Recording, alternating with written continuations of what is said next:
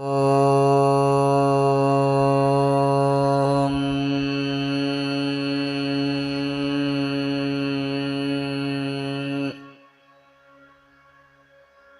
ध्येयं सदा परिभवग्नमभीष्टदोहम् तीर्थास्पदं शिवविरिञ्चिनुतं शरण्यं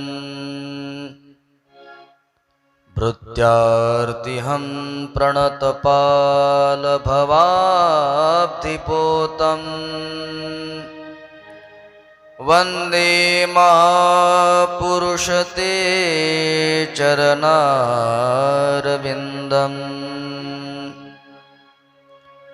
वंशी विभूषितकरान्नवनीरदाभात् पीताम्बरादरुणबिम्बफलाधरोष्ठात् पूर्णेन्दुसुन्दरमुखा दरविन्दनेत्रा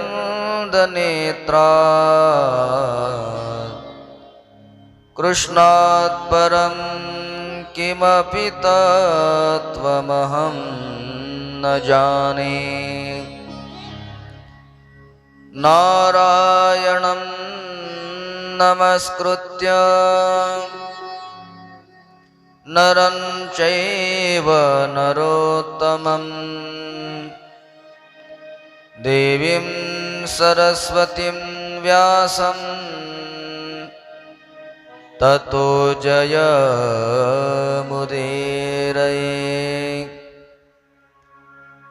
अलङ्कापुरीरम्यसिंहासनस्थं पदाम्बुजतेजस्फुरदिक्प्रदेशम् विधीन्द्रादिदेवैः सदा स्तूयमानं समाधिस्थमूर्तिं भजे ज्ञानदेवम्।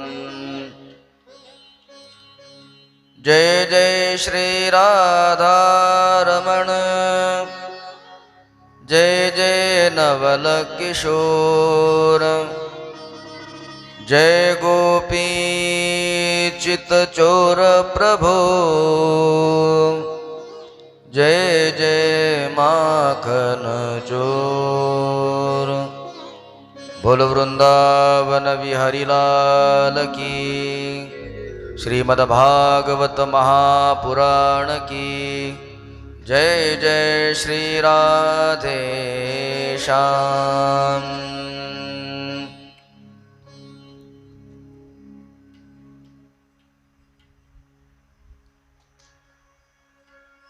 आपल्या मनाला आणि वाणीला पवित्र करण्याकरता काही क्षण भगवंताचं नामचिंतन।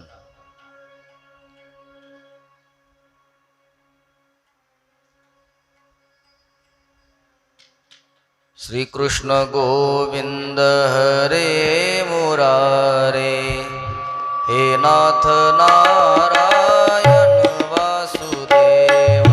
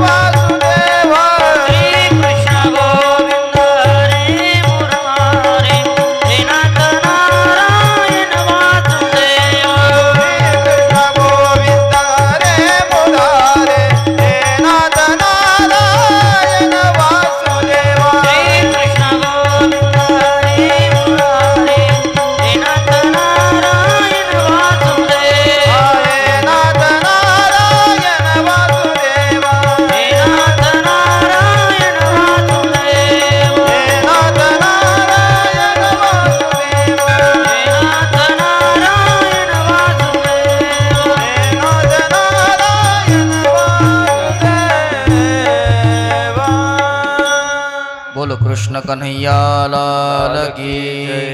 श्रीमद्भागवत महापुराण की जय जय श्री राधेश्याम।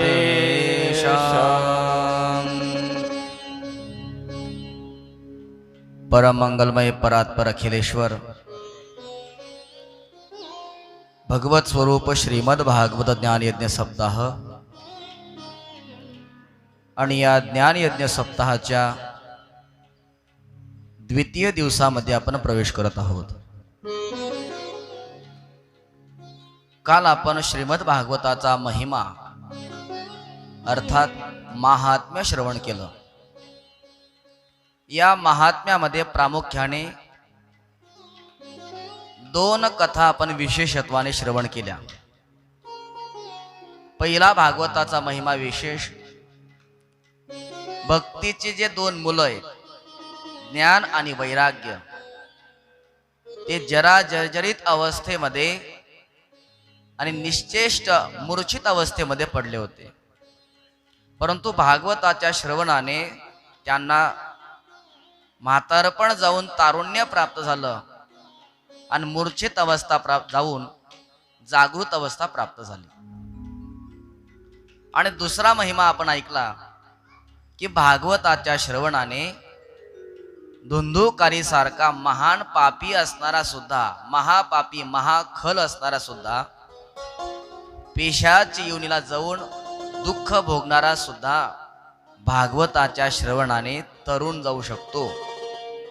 अशा दोन कथा आपण विशेषत्वाने ऐकल्या आणि भागवत श्रवणाचा नियम विधी आपण श्रवण केला। आज आपण श्रीमद भागवताच्या मूळ संहितेमध्ये प्रवेश करणार आहोत। श्रीमद भागवतामध्ये 12 स्कंद आहेत, 335 अध्याय आहेत आणि 18,000 श्लोक आहेत। स्कंद किती? 12, अध्याय किती? 335 आणि श्लोक किती? 18,000। त्या 12 स्कंदापैकी प्रथम स्कंद, 335 अध्यायापैकी प्रथम अध्याय आणि 18,000 श्लोकांपैकी पहिला श्लोक भागवताचा आपण प्रारंभ करत आहोत।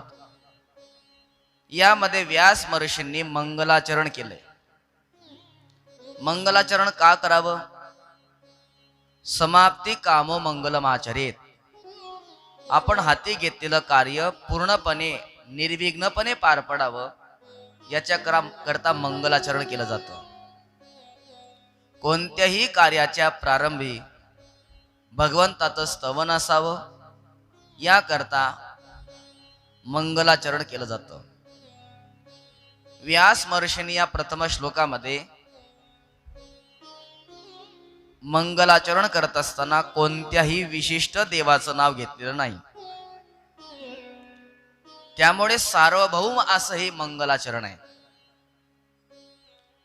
आपण सुद्धा आपल्या इष्ट देवाचं स्मरण करत श्रीमद भागवताचा शुभारंभ करत असताना मंगलाचरण करूया। जन्माद्यस्य यतोऽन्वयादितरतश्च चार्थेष्वभिज्ञस्वराट् तेने ब्रह्महृदाय आदिकवये मुह्यन्ति यत्सूरयः तेजो वारि मृदां यथा विनिमयो यत्र त्रिसर्गो मृषा धाम्ना स्वेन सदा निरस्तकुहकं सत्यं परं धीमहि। व्यास महर्षी म्हणतात, आम्ही त्या परम सत्याचं ध्यान करतो। कोण आहे ते परम सत्य? कोणी विशिष्ट देवाचं नाव घेतलेलं नाहीये। त्यामुळे जे रामाचे भक्त होते त्यांनी या सत्य स्वरूपात रामाचं ध्यान केलं। जे कृष्णाचे भक्त होते त्यांनी सत्य स्वरूप म्हणून कृष्णाचं ध्यान केलं. जे भगवान भोलेनाथाचे भक्त होते त्यांनी सत्य स्वरूपात भोलेनाथाचं ध्यान केलं. अशा प्रकारे आपल्या इष्ट देवतेला सत्य स्वरूप मानून या श्लोकातून आपापल्या इष्ट देवतेचं ध्यान केलं. म्हणून या एकाच श्लोकाची 108 अर्थ तयार झाले. पण आज मात्र आपण सत्य स्वरूप म्हणून भगवान श्रीकृष्ण परमात्म्याचंच ध्यान करणार आहोत. आणि आजचा जो श्लोकाचा अर्थ आहे आणि श्रीकृष्ण परमात्म्यावर आपण करणार आहोत. जन्माद्यस्य यतः, भगवान श्रीकृष्ण परमात्मा हा जन्म मरण रहित आहे, अजन्मा आहे, अजन्मा. पण अजन्मा असून सुद्धा भगवान परमात्मा या पृथ्वी तलावर अवतार घेतात. कशा करता? काही लोक म्हणतात दुष्टांचा संहार करण्याकरता भगवान परमात्मा अवतार घेतात.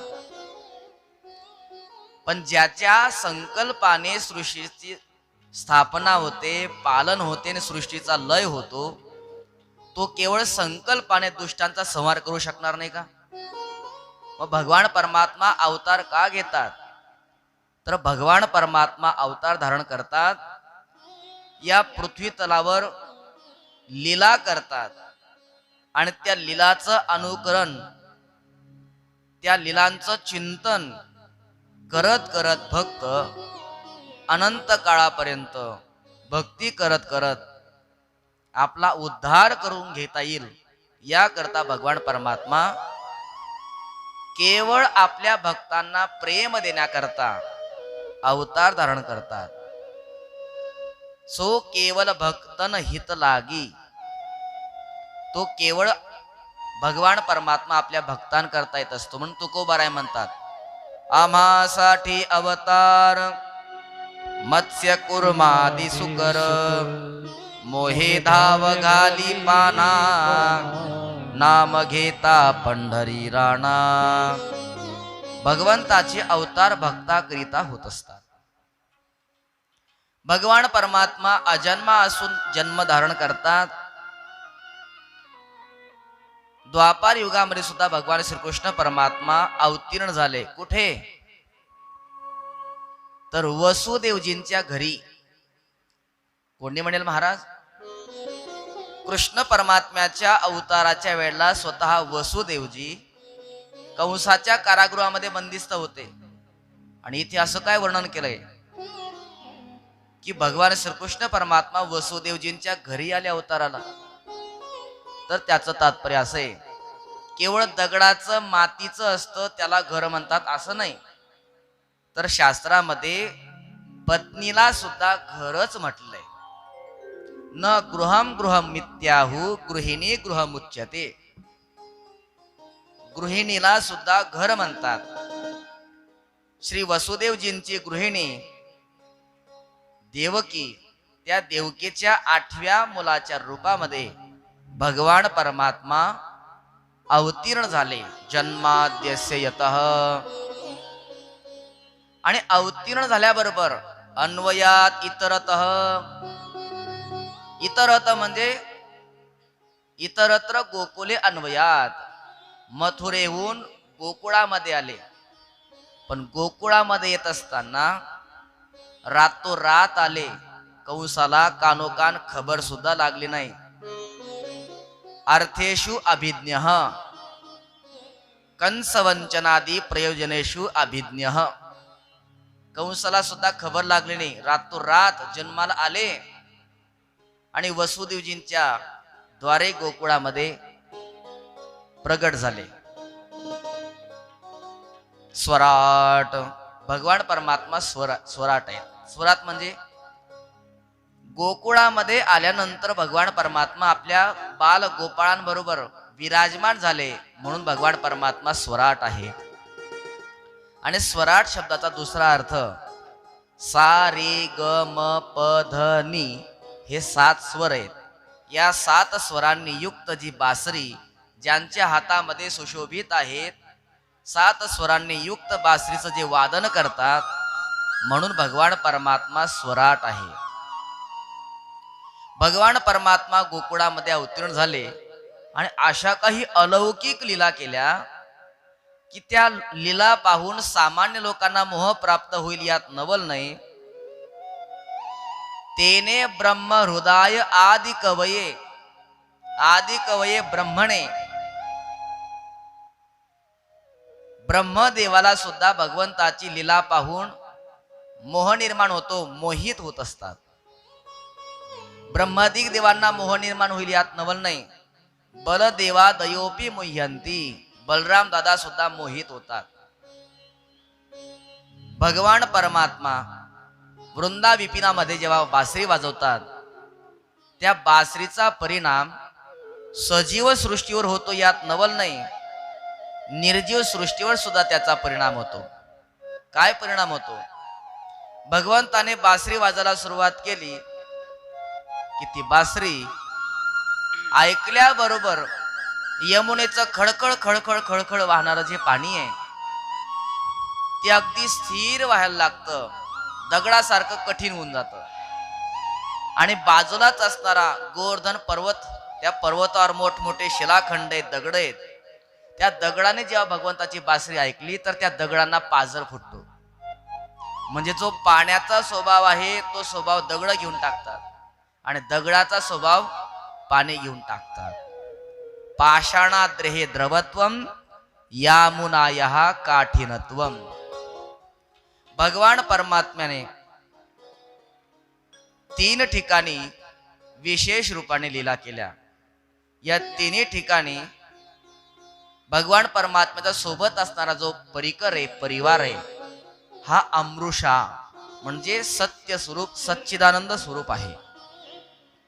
गोकुळामध्ये सर्व गोपाल गोपिका, मथुरेमध्ये उद्धव आक्रूर आदी सर्व स्नेही मंडळी आणि द्वारकेमध्ये भगवंताच्या सर्व स्त्रिया, भगवंताचे पुत्र पौत्र, हे सर्व अमृषा म्हणजे सत्य स्वरूप आहेत, सच्चिदानंद स्वरूप आहेत. मथुरा, वृंदावन आणि द्वारका या 3 पैकी एक धामाचा जरी जो आश्रय घेतो तर त्याला साक्षात मोक्ष प्राप्त होतो. धामना स्वेन सदा निरस्त कुहकम सत्यं परम धीमहि. अशा सत्य स्वरूप असणाऱ्या श्रीकृष्ण परमात्म्याचं आम्ही ध्यान करतो, त्यांना वंदन करतो. असं या श्रीमद भागवताच्या प्रथम श्लोकाचा श्रीकृष्ण परक अर्थ आहे. दुसऱ्या श्लोकामध्ये अनुबंध चतुष्टय सांगतात. अनुबंध चतुष्टय ग्रंथाच्या आरंभी सांगितला जातो.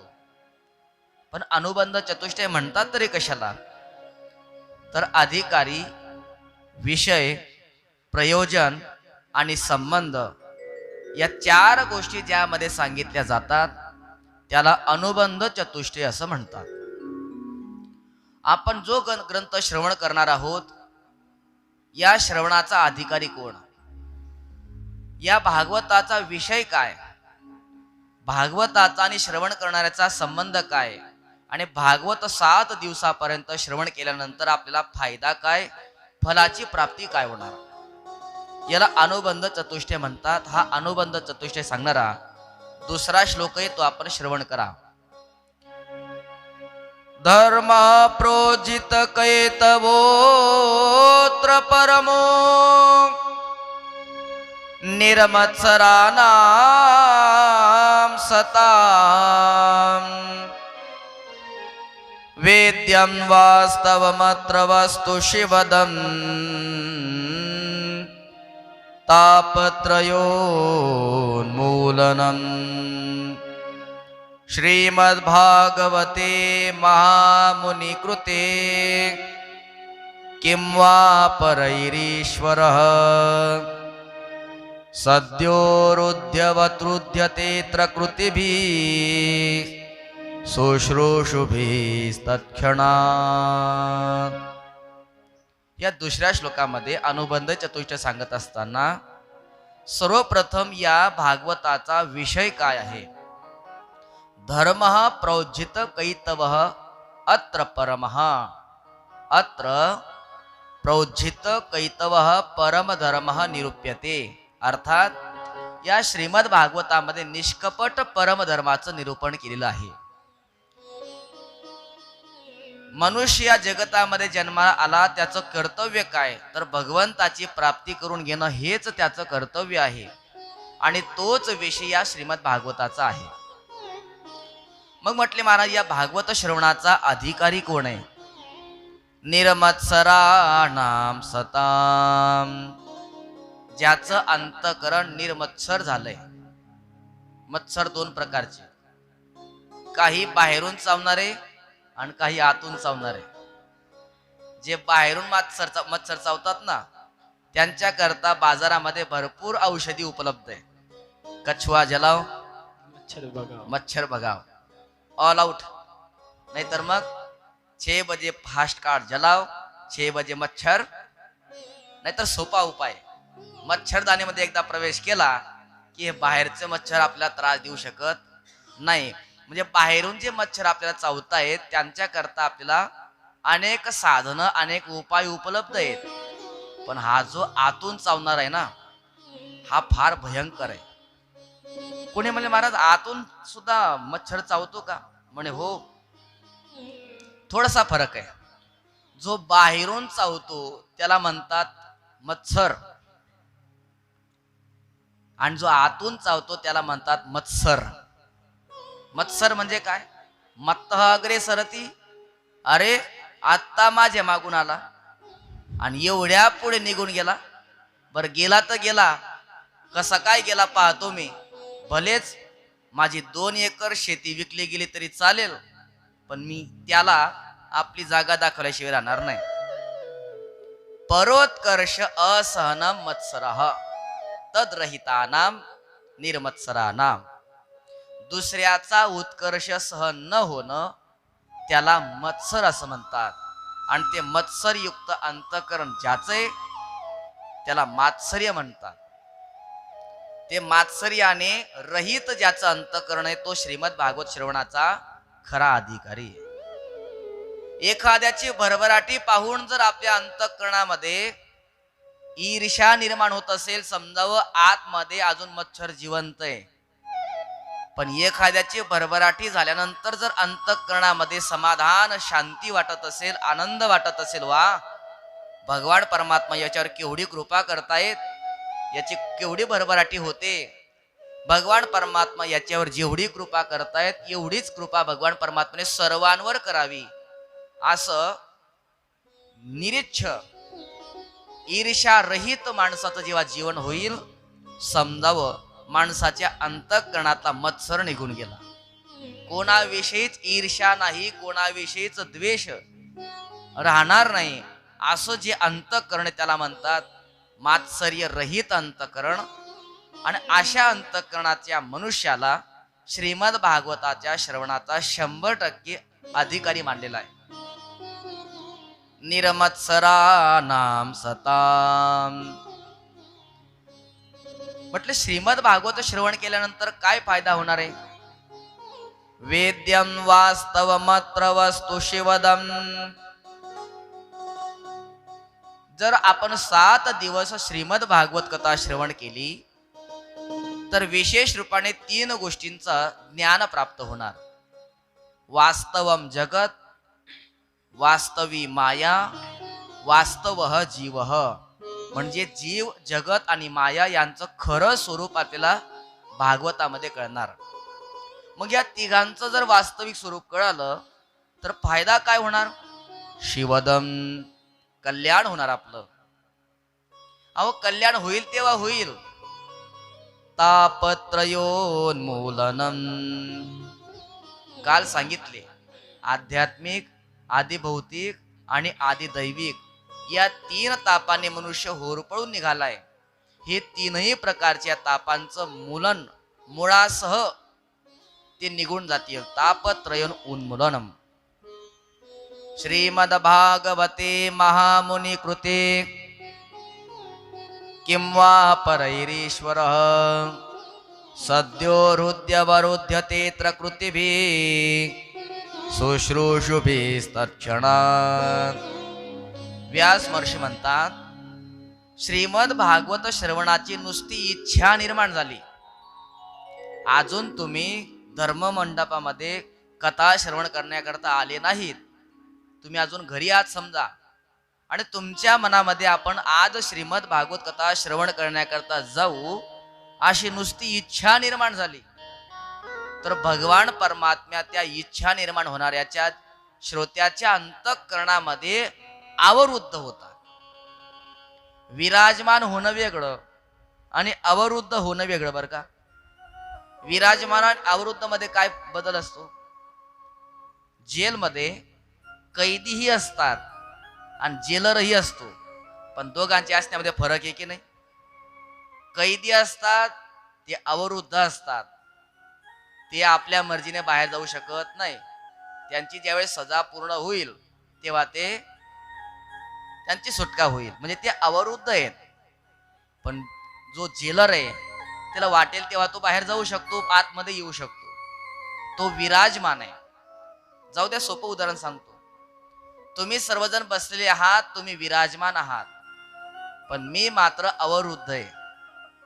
तुम्हाला जर वाटलं की चला पाय दुखायला लागले, गुडघे दुखायला लागले, थोडस उभं राहू, नाहीतर एक चक्कर मारून येऊ, तर तुम्ही जाऊ शकतात. पण मला असं म्हणता येणार नाही तुम्ही भजन करा तोपर्यंत एक चक्कर मारून येतो मी, असं म्हणता येणार आहे. कारण मी आता बाधित आहे, आरती झाल्याशिवाय मला उठता येणार नाही. तुम्ही विराजमान आहात आणि मी बाधित आहे. पण समजा समोरचं गेट लावलं आणि सांगितलं खबरदार, जर कथा संपल्यानंतर कोणी बाहेर गेलं तर, कथा संपल्याशिवाय, मग आता तुम्ही अवरुद्ध आहात, कारण गेट बंद आहे. अवरुद्ध आणि बाधितचा अर्थ आपल्या लक्षात आला तर भगवान परमात्मा श्रोत्याच्या अंतःकरणामध्ये विराजमान नाही होत, अवरुद्ध होत असतो, बंदी होत असतो. श्रोत्याची इच्छा असली तरी तो निघत नाही, आणि त्याची इच्छा असली निघायची तरी सुद्धा तो निघू शकत नाही. कशामुळे? तर केवळ भागवत श्रवणाची इच्छा जागृत झाल्यामुळे. पण ऐका, भागवत श्रवणाची इच्छा सर्वांना निर्माण होत नाही. त्याच्याकरता व्यास महर्षींनी एक विशेषण दिलंय, कृतिभिही. कृतिभिही म्हणजे काय? ज्याने जन्मजन्मांतराचे, कल्पकल्पांतरामध्ये, युगयुगांतरामध्ये काहीतरी पुण्य केलं असेल, सत्कर्म केलं असेल, ते पुण्य जेव्हा उदयाला येतं तेव्हा माणसाला एकदा आयुष्यात श्रीमद भागवत कथा श्रवण करण्याची इच्छा निर्माण होते, सर्वांना होत नाही. आणि ती इच्छा निर्माण झाली की भगवान परमात्मा अवरुद्ध होत असतो. बोल भागवत भगवान की जय. हा जरा दुसऱ्या श्लोकाचा अर्थ. आता तिसऱ्या श्लोकामध्ये श्रीमद भागवताचा एक विशेष महिमा वर्णन केलेला आहे. श्रीमद भागवत म्हणजे नेमकं आहे तरी काय, त्याचं विशेष प्रकाराने व्यास महर्षी वर्णन करून सांगतायत. निगम कल्पतरोर्गलितं फलम शुकमुखादमृत द्रव संयुतं पिबत भागवतं रसमालयं मुहुरहु रसिका भुवि भावुका. श्रीमद भागवत आहे तरी काय? निगम कल्पतरोः गलितं फलम. निगम कशाला म्हणतात? नितराम गमयती बोधयती स निगमो वेदः. वेदाला निगम असं म्हणतात. वेद रूपी उंच असं वृक्ष आहे, आणि त्या वेद रूपी वृक्षाचं परिपक्व होऊन खाली गळून पडलेलं फळ म्हणजे श्रीमद भागवत आहे. निगम कल्पतरोः गलितं फलम. पण म्हटले महाराज, जर ते फळ वेद रूपी उंच वृक्षावरून खाली पडलंय तर ते पडल्याबरोबर फुटलं असेल. व्यास महर्षी म्हणतात नाही नाही, ते जर उंच फांदीवरून धप्प दिशी खाली पडलं असतं तर ते फुटलंही असतं, परंतु ते डायरेक्ट पडलेलं नाही. मग ज्या उंच फांदीवर हे लागलं होतं त्या फांदीवरून जसं ते पडलं तर खालच्या फांदीवर अडकलं, तिथून पडलं त्याच्या खालच्या फांदीवर अडकलं, असं फांदीवरून हळूच ते जमिनीवर आलंय. म्हणून थोडसही ते फुटलेलं नाही, जसच्या तसंय. श्रीमद भागवत रूपी फळ वेद रूपी उंच वृक्षावर फांदीवरती लागलं होतं आणि पहिली फांदी भगवान नारायण रूपी, कारण भगवता प्रोक्तम भागवतम. तर त्या नारायण रूपी फांदीवरून पडलं तर ब्रह्मदेवाच्या फांदीवर अडकलं, कारण पहिल्यांदा नारायण आणि ब्रह्मदेवाला हे भागवत रूपी फळ सांगितलं, ज्ञान सांगितलं. मग ते ब्रह्मदेव रूपी फांदीवरून जेव्हा ते पडलं तर नारद रूपी शाखेवर अडकलं. मग नारद रूपी शाखेवरून खाली पडलं तर ते व्यास रूपी शाखेवर अडकलं आणि व्यास रूपी शाखेवरून पडलं तर शुकदेव रूपी शाखेवर अडकलं आणि शुकदेव रूपी शाखेवरून जेव्हा ते पडलं तेव्हा महाराज परीक्षित राजाच्या माध्यमातून तुम्हा सर्वांना ते प्राप्त झालं. म्हणून ते अजिबात फुटलेलं नाही, जसच्या तसंय. पण म्हटले महाराज, आता फळ म्हटलं म्हणजे सर्व काही चांगले निघतात असं नाही, काही खराबही निघतात, काही आंबट निघतात, काही एखादं गोड निघतं. तुमचं फळ कसं आहे? व्यास महर्षी म्हणतात, आमचं फळ अत्यंत गोड आहे, तुम्ही खाऊन तर बघा किती गोड येतं. महाराज बस करा. जे फळ विकणारे असतात ना फार चाप्टर असतात म्हटले बोलताना, बघा खाऊन तर बघा. आणि जेवढं काही एखादं भारी फळ असते ना चांगलं, ते कापून ठेवतात ते, आणि मग त्याच्यातले एखादं आपल्याला चव म्हणून देतात, एखादा तुकडा. आमचं फळ सुद्धा सुंदर आहे म्हणे. आम्ही कसं काय म्हणायचं सुंदर? म्हणे फळ उत्तम आहे, गोड आहे हे ओळखण्याकरता पारखी मनुष्य असावं लागतो. आणि फळांचा उत्तम पारखी पोपटाशिवाय दुसरं कोणी आहे का हो? पोपटाने चोच मारली की समजावं हे फळ गोडच निघणार, किंवा तो पोपट अशाच फळाला चोच मारतो जे गोड असतं. तसं या भागवत रूपी फळाला सुद्धा एका पोपटाने चोच मारली. एका पोपटाचं मुख लागलंय. कोणत्या पोपटाचं? तर शुकदेवजींचा मुलगा, आपल्या व्यास महर्षींचा मुलगा शुकदेवजी. शुक म्हणजे काय? किरेन शुकेन भाषितम. पोपटाला संस्कृत मध्ये शुक म्हणतात, कीर असं म्हणतात. तर शुकदेव रूपी पोपटाचं मुख या भागवत रूपी फळा लागलंय, म्हणून 100% गॅरंटीने सांगतो हे फळ गोडच निघणार.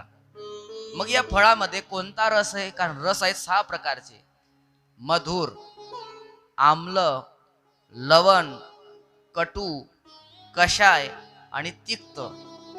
मधुर म्हणजे गोड, आम्ल म्हणजे आंबट, कटू म्हणजे कडू, तिक्त म्हणजे तिखट, कषाय म्हणजे तुरट. असे 6 भेद आहेत. कटू, कषाय, तिक्त भेदात षडविधम. मग या 6 रसांपैकी तुमच्या भागवत रूपी फळामध्ये कोणता रस आहे? तर भागवत रूपी फळामध्ये कृष्ण एव रसः रसो वै सहा रसम हेवानम लब्ध्वा आनंदी भवती. श्रीकृष्ण परमात्मा रूपी रस यामध्ये पुरेपूर भरलेला आहे. म्हणून या भागवत रूपी रसाचं तुम्ही पान करा. जय हो व्यासजी महाराज. एकीकडे तुम्ही म्हणतात भागवत रूपी फळ आहे आणि एकीकडे तुम्ही प्या असंही म्हणतात. तो काय रस आहे का? बाजारातून आपण सफरचंद आणलं, केळी आणली, ते खातो का पितो? खातो. मग तुम्ही कस काय प्या असं म्हणताय? तर व्यास महर्षी म्हणतात हे संपूर्णच्या संपूर्ण फळ पिण्यासारखं आहे. याच्यामध्ये टाकण्यासारखा आसार भाग कोणताच नाही. फळाचे 4 प्रकार आहेत. तुम्ही आता उत्तर द्या मला.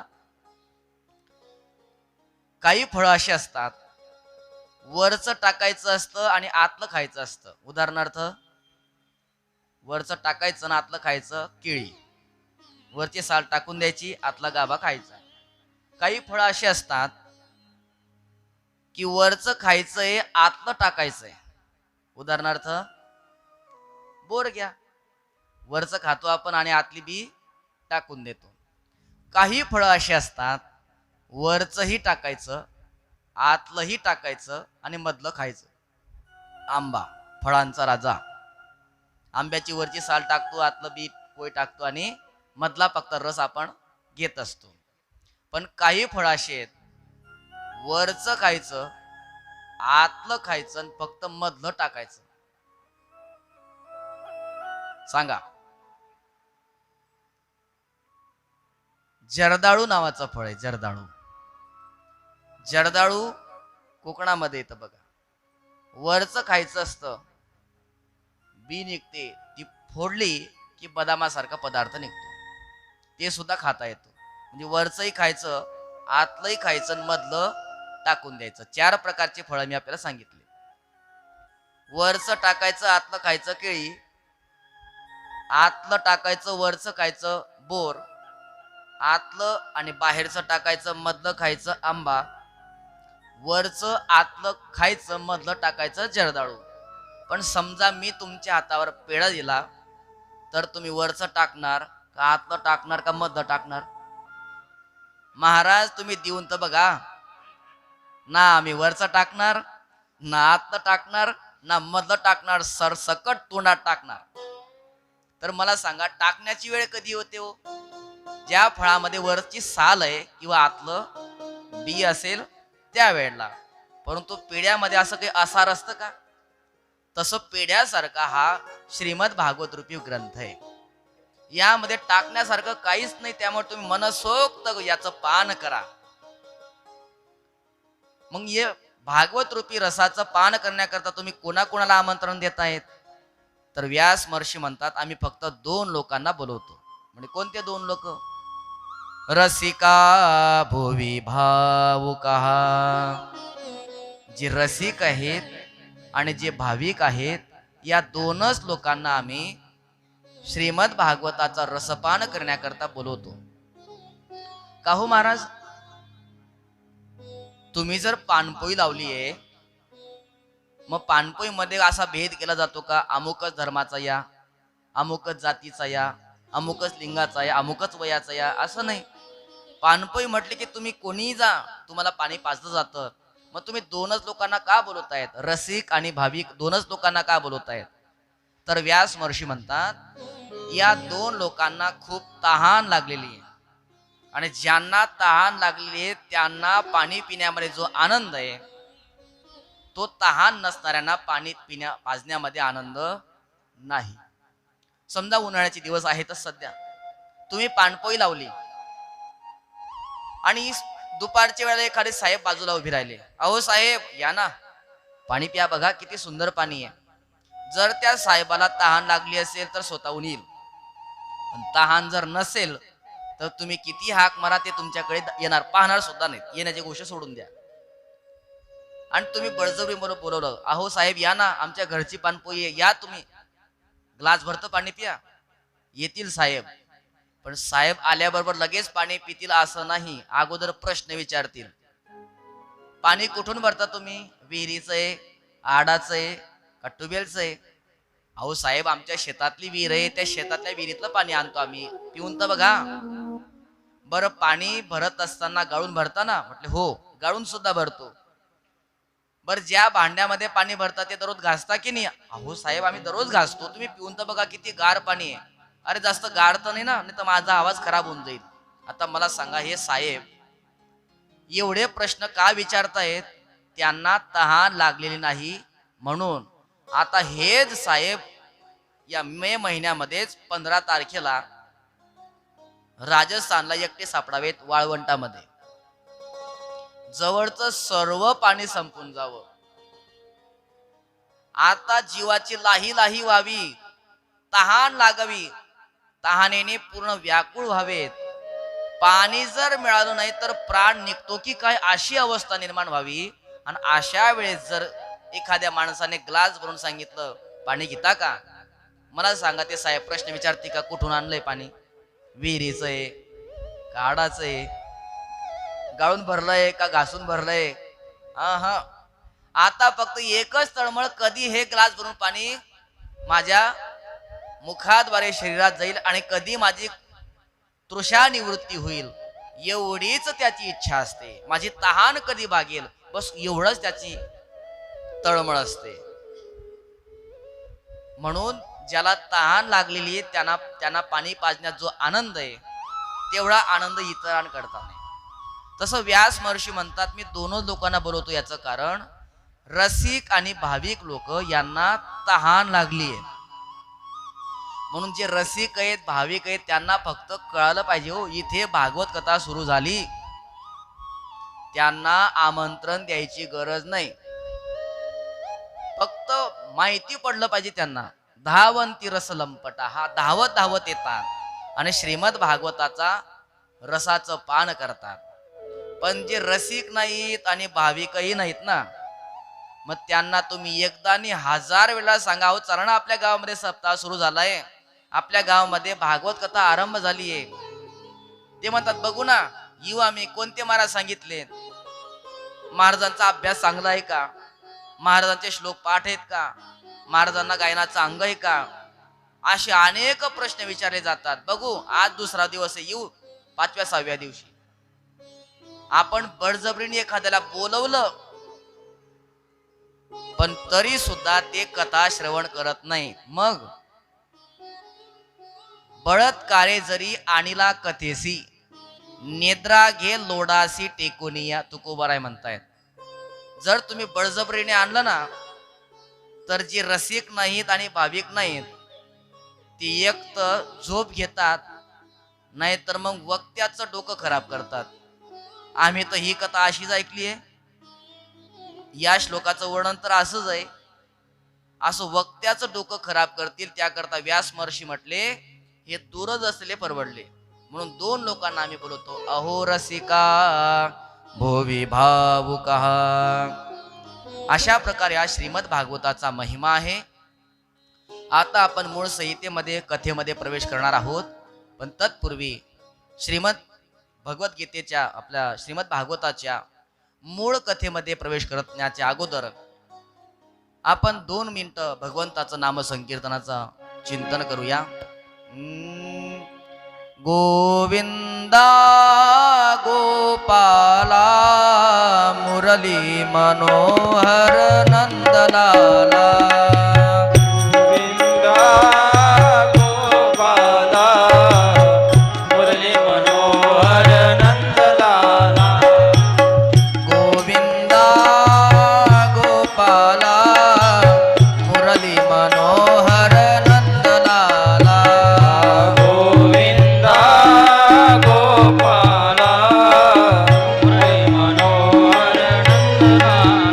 जय जय मुरली मनोहर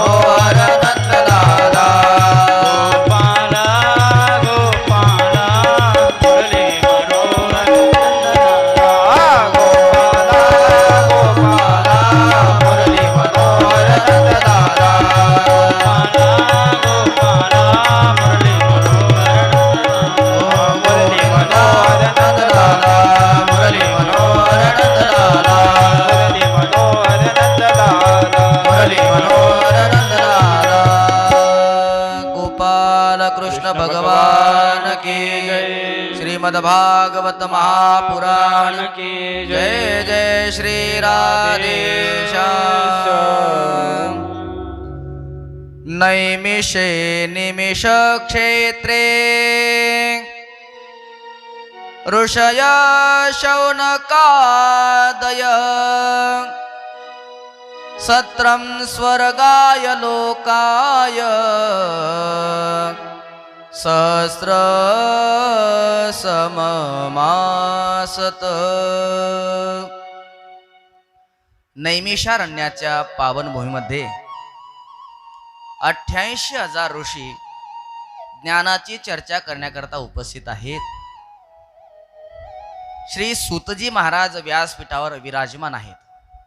लक्ष द्या, श्री सूतजी महाराज वेगळे आहेत, श्री शुकदेवजी महाराज वेगळे आहेत आणि शुक्राचार्य वेगळे आहेत. श्री सूतजी महाराज कोण आहेत? जे नैमिषारण्याच्या पावनभूमीमध्ये 88,000 ऋषींना कथा सांगतायत, ते आहेत श्री सूतजी महाराज.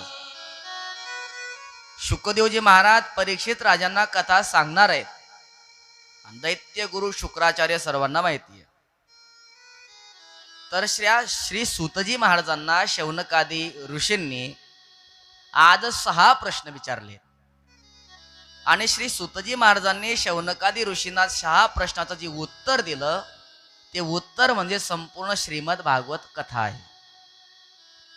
6 प्रश्न अत्यंत विनम्रपूर्वक श्री शौनकजी महाराज श्री सूतजी महाराजांना विचारतायत. किम श्रेय शास्त्रसारक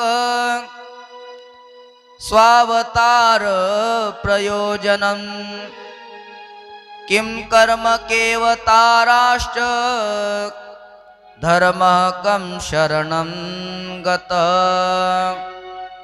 धर्म कम शरणं गत. शौनकजी म्हणतात, श्रुतजी महाराज, मनुष्य जीवनाचं कल्याण कसं होईल? किम श्रेय शास्त्र सारकः. शास्त्र अनेक आहेत, पण आम्हाला सर्व शास्त्र सांगू नका, आम्हाला सर्व शास्त्रांचं सार सांगा. संपूर्ण शास्त्रांचं सार काय? कारण शास्त्र एवढी आहेत, या सर्व शास्त्रांचा अभ्यास करता करता कधी म्हातारपणी आपल्याला समजणार नाही. म्हणून आम्हाला शास्त्र सांगू नका, तर संपूर्ण शास्त्राचं सार सांगा. संपूर्ण शास्त्राचं सार काय? भगवान परमात्मा ज्याच्या संकल्पाने सृष्टीची उत्पत्ती, स्थिती आणि लय होतो, असा परमात्मा अवतार धारण का करतात? भगवंताच्या अवताराचं प्रयोजन काय? जीव या ठिकाणी जन्माला येतो, आयुष्यभर राहतो, आयुष्य संपल्यानंतर मरून जातो, पण या जीवाचं कर्तव्य काय? ते कर्तव्य आम्हाला तुम्ही सांगा. हा 4था प्रश्न. 5वा प्रश्न असा आहे, भगवान परमात्मा जर अवतार धारण करतात तर भगवंताचे किती अवतार झाले आतापर्यंत आणि कोणकोणत्या ठिकाणी कोणकोणत्या रूपामध्ये ते अवतार भगवंताने घेतले, याचंही आम्हाला विस्ताराने वर्णन करून सांगा. हा 5वा प्रश्न. आणि भगवान परमात्मा धर्माची स्थापना करून जेव्हा आपल्या निजधामाला जातात तेव्हा हा धर्म कोणाला शरण जातो? धर्म कम शरणं गतः. श्री सूतजी महाराज शौनकजींनी विचारलेल्या प्रश्नावर अत्यंत प्रसन्न होतात आणि म्हणतात, शौनकादी ऋषींनो, तुम्ही जगताच्या कल्याणाकरता अत्यंत गोड आणि सुंदर असे प्रश्न विचारले. या प्रश्नाचं उत्तर देण्याच्या आधी मी माझ्या गुरुदेवांचं श्री शुकदेवजींचं वंदन करतो, स्मरण करतो आणि मग तुम्हाला उत्तर द्यायला सुरुवात करतो. 2 श्लोकामध्ये श्री सूतजी महाराजांनी श्री शुकदेवजी महाराजांचं वंदन केलंय, स्मरण केलंय. यम प्रव्रजन्तमनुपेतमपेत कृत्यम द्वैपायनो विरह कातर आजुहाव पुत्रेति तन्मयतया तरवो विनेदु तं सर्वभूतहृदयं मुनिमानतोऽस्मि।